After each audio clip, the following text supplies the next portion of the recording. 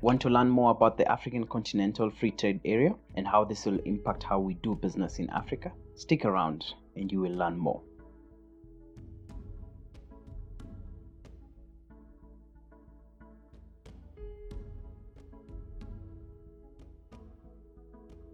Africa is a rich continent, boasting a population of over 1.2 billion people and a combined GDP of $3 trillion. The African Continental Free Trade Agreement that has been signed by 54 of the 55 African countries is establishing the largest free trade area in the world. While the agreement promises to increase trade in the region by between 15 and 20% annually, there is still a steep uphill challenge in implementation. Bear with me as I explain why I think it will be an uphill challenge. Negotiations over the Intra-African Trade Agreement started way back in 2015 when it came to light that intra-African trade was only 15% compared to trade between Asia and Africa at 58% and trade between Africa and Europe at 67%. Part of the reason why trade between African countries was extremely low was due to high tariffs and low infrastructure in most African countries, as they rely mostly on colonial-era technology. This makes many African countries net importers of goods and services. Even in an article by the Food and Agriculture Organization, it came out that Africa is a net importer of food, despite the high levels of agriculture across the continent.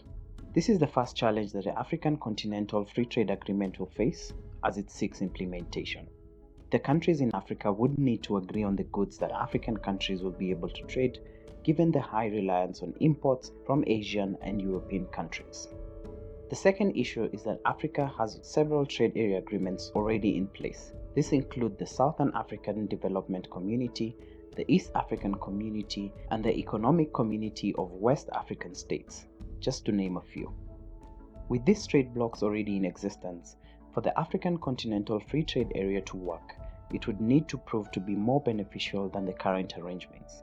And the Free Trade Area Agreement is seeking to achieve this by, for example, cutting tariffs by 90% and creating uniform trade rules across the continent. Negotiations on the schedule of tariffs are still underway, and the aim is to have this ready by July 2020. It will be interesting to see what will come out of these negotiations. The third challenge for the Free Trade Area Agreement comes from the relatively low infrastructure in many African countries. This will create issues such as high cost of transport for companies, thus making goods extremely costly when they reach their final destination.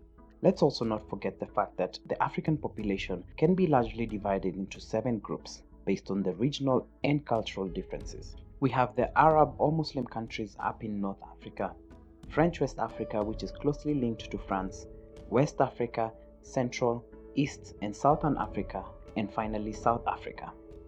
In order for the free trade agreement to work, there must be a creative way to take the best of each of these groups of African people and use this to create opportunities for economies and businesses to thrive.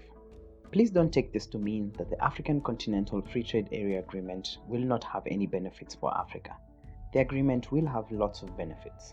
The first and probably the most important benefit is on securing sustainable economic growth in Africa. Look at it this way. For years, Western countries have robbed Africa of its raw materials, including precious metals, minerals, and oil, and much more. And African countries have had to rely on these Asian and European countries due to their more industrialized nature. With the Free Trade Area Agreement, it will build a way for African economies to be less reliant on these more volatile goods in favor of other goods that they can trade with within Africa. The second benefit is that the trade agreement will bring in more foreign investment. With reduced barriers to trade across the African countries, this will make Africa a much larger market, making it attractive to companies thinking about investing or setting up in Africa. Many African countries will also thrive under this new free trade agreement because they'll be able to increase their cross-border trades and grow their business significantly. For Africa to grow and benefit from the new free trade agreement, Africa must overcome dependency on Asian and European countries. Today's neo-colonial relationships, especially with China, need to be creatively assessed in order for an intra-African economic integration to succeed. The real value of the African Continental Free Trade Agreement is only when African countries can become economically larger and hold more negotiation power in the global system. Thank you for watching and subscribe to the channel if you found this helpful. Goodbye.